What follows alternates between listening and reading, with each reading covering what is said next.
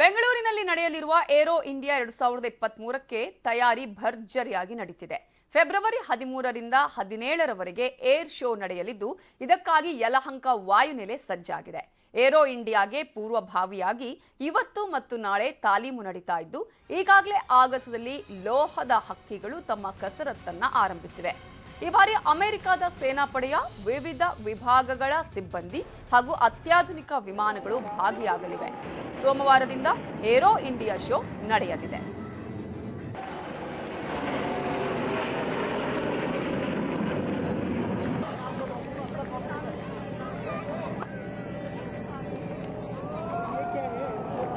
From your right, ladies and gentlemen, you are seeing the B-8R. Security helicopter.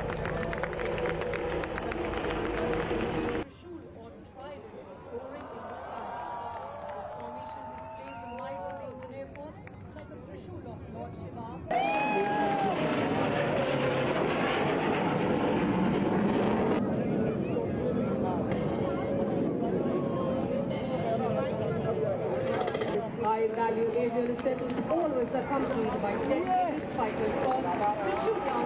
Aero India 2023ಕ್ಕೆ ಈಗಾಗಲೇ ಎಲ್ಲಾ ರೀತಿಯ ಸಿದ್ಧತೆಗಳಾಗಿದೆ. ಇನ್ನೊಂದು ಕಡೆ ಬಾನಂಗಳದಲ್ಲಿ ಕಸರತ್ತುಗಳು ಆರಂಭ ಆಗಿವೆ ಪೂರ್ವವಾಗಿ. ಇದರ ಬಗ್ಗೆ ಇನ್ನಷ್ಟು ಡೀಟೇಲ್ಸ್ ಕೊಡೋದಕ್ಕೆ ನಮ್ಮ ಡೆಪ್ಯೂಟಿ ನ್ಯೂಸ್ ಎಡಿಟರ್ ಆಗಿರುವ ರಾಘವೇಂದ್ರ ಗುಡಿ ನೇರ ಸಂಪರ್ಕದಲ್ಲಿ ಜಾಯ್ನ್ ಆಗಿದ್ದಾರೆ. ರಾಘವೇಂದ್ರ ಗುಡಿ, ಇದಕ್ಕಾಗಿ ಬಹಳ ನಿರೀಕ್ಷೆ ಇತ್ತು, ಸೋಮವಾರದಿಂದನೇ ಆರಂಭ ಆಗತ್ತೆ. ಈ ಹಿನ್ನೆಲೆಯಲ್ಲಿ ಈ ಸಲದ ಏರೋ ಇಂಡಿಯಾ 2023ರ ವಿಶೇಷತೆ ಏನು?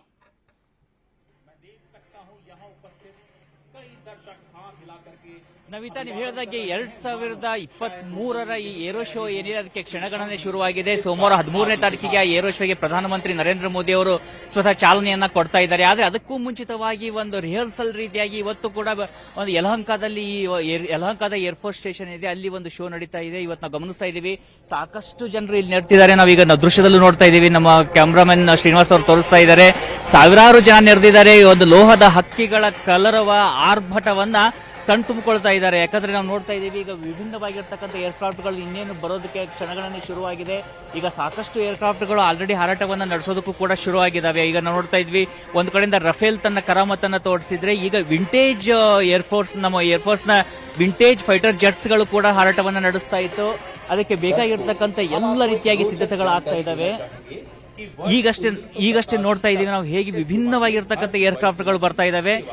ಕೆಲವೇ ಕ್ಷಣಗಳಲ್ಲಿ ಏರ್ಪೋರ್ಟ್ ನ ಈ ಒಂದು ಹೊಸ ಹೊಸ ಏರ್ಕ್ರಾಫ್ಟ್ಗಳು ಕೂಡ ಈಗ ಇಲ್ಲಿ ಕಾಣಿಸ್ಕೊಳ್ಳಕ್ಕೆ ಶುರು ಆಗ್ತವೆ ನವಿತಾ. ಈಗ ಅದಕ್ಕೋಸ್ಕರ ಎಲ್ಲರೂ ಕೂಡ ತುದಿಗಾಲ ಮೇಲೆ ನಿಂತಿದ್ದಾರೆ, ಕಾಯ್ತಾ ಇದ್ದಾರೆ ಯಾವಾಗ ನಾವು ಈ ಏರ್ಕ್ರಾಫ್ಟ್ ಗಳನ್ನ ಕಣ್ ತುಂಬಿಕೊಳ್ಳೋದಂತ. ಈಗ ನೋಡ್ತಾ ಇದ್ದೀವಿ ನಾವು ದೃಶ್ಯದಲ್ಲಿ, ನಮ್ಮ ಕ್ಯಾಮ್ರಾಮನ್ ಶ್ರೀನಿವಾಸ್ ಅವರು ತೋರಿಸ್ತಾ ಇದ್ದಾರೆ, ನಮ್ಮ ವಿಂಟೇಜ್ ಏರ್ಕ್ರಾಫ್ಟ್ ಬರ್ತಾ ಇದೆ. ನಾವು ನೋಡ್ತಾ ಇದೀವಿ, ಅಲ್ಲಿ ದೂರದಲ್ಲಿ ನಾವು ಗಮನಿಸ್ತಾ ಇದೀವಿ ಹೇಗೆ ಒಂದು ವಿಮಾನ ಹಾರ್ಕೊಂಡು ಬರ್ತಾ ಇದೆ ಅಂತೇಳಿ. ಇದನ್ನ ಡೆಕೋಟಾ ಒಂದು ವಿಮಾನ ಅಂತ ಕರೆಯಲಾಗುತ್ತೆ.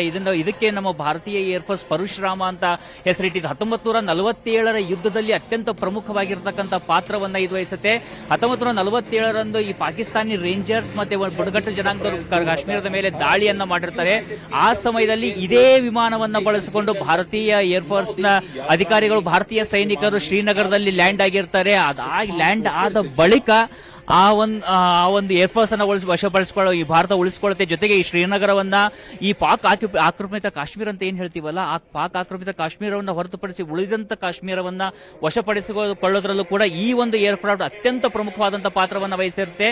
ಅದರ ಗೌರವಾರ್ಥವಾಗಿ ಇನ್ನೂ ಕೂಡ ಅದನ್ನ ಫ್ಲೈಯಿಂಗ್ ಕಂಡೀಷನ್ ಅಲ್ಲಿ ನಮ್ಮ ಏರ್ಫೋರ್ಸ್ ನ ಪೈಲಟ್ಸ್ ಗಳು ಮತ್ತೆ ಇಲ್ಲಿ ಟೆಕ್ನಿಕಲ್ ಟೀಮ್ ಇಟ್ಕೊಂಡಿದೆ. ಅದಕ್ಕೆ ಒಂದು ರೆಸ್ಪೆಕ್ಟ್ ಅನ್ನ ಕೊಡೋದು, ಜೊತೆಗೆ ಮುಂಬರ್ತಕ್ಕಂತಹ ದಿನಗಳಲ್ಲಿ ಒಂದು ಹೊಸ ಹೊಸ ಏರ್ಫೋರ್ಸ್ ನ ಅಧಿಕಾರಿಗಳೇನ್ ಬರ್ತಾರೆ, ಏರ್ಫೋರ್ಸ್ ನ ಪೈಲಟ್ಸ್ ಗಳೇನ್ ಬರ್ತಾರೆ, ಅವರಿಗೆ ಪ್ರೇರಣೆಯನ್ನು ಕೊಡೋದಕ್ಕೂ ಕೂಡ ಇವತ್ತು, ಯಾಕಂದ್ರೆ ಇವತ್ತು ಭಾರತದ ಬಳಿಯಲ್ಲಿ ಮೇಕ್ ಇನ್ ಇಂಡಿಯಾದ್ದೇ ಆಗಿರ್ತಕ್ಕಂಥ ತೇಜಸ್ ನಂತ ಫೈಟರ್ ಜೆಟ್ ಇದೆ, ರಫೇಲ್ ಅಂತ ಫೈಟರ್ ಜೆಟ್ ಗಳಿದಾವೆ, ಜೊತೆಗೆ ಅತ್ಯಾಧುನಿಕವಾಗಿರ್ತಕ್ಕಂಥ ಏರ್ಕ್ರಾಫ್ಟ್ ಗಳು ಕೂಡ ಇದಾವೆ.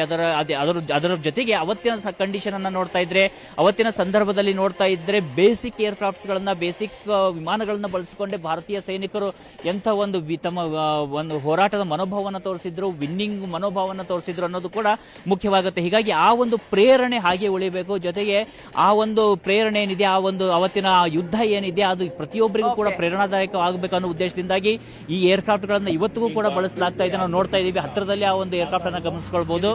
ಹೀಗೆ ವಿಭಿನ್ನವಾಗಿರ್ತಕ್ಕಂಥ ಏರ್ಕ್ರಾಫ್ಟ್ ಗಳು ಬರ್ತಾ ಇದಾವೆ ನವಿತಾ. ಮುಂಬರುವಂತ ಸಮಯದಲ್ಲಿ ನಾವೀಗ ತೇಜಸ್ಗೋಸ್ಕರ ವೇಟ್ ಮಾಡ್ತಾ ಇದೀವಿ, ಸುಖೋಯ್ಗೋಸ್ಕರ ವೇಟ್ ಮಾಡ್ತಾ ಇದೀವಿ, ಜೊತೆಗೆ ಪ್ರಚಂಡ್ ರೀತಿಯಾಗಿರ್ತಕ್ಕಂಥ ಅಟ್ಯಾಕ್ ಹೆಲಿಕಾಪ್ಟರ್ ಗಳು ಕೂಡ ಅದಕ್ಕೆ ವೇಟ್ ಮಾಡ್ತಾ ಇದೀವಿ. ಹೀಗೆ ವಿಭಿನ್ನವಾಗಿರ್ತಕ್ಕಂಥ ಏರ್ಕ್ರಾಫ್ಟ್ ಗಳು ಇನ್ನೇನು ಕೆಲವೇ ಕ್ಷಣಗಳಲ್ಲಿ ಟೇಕ್ ಆಫ್ ಆಗೋದಕ್ಕೆ ಕ್ಷಣಗಣನೆ ಶುರುವಾಗಿದೆ ನವಿತಾ.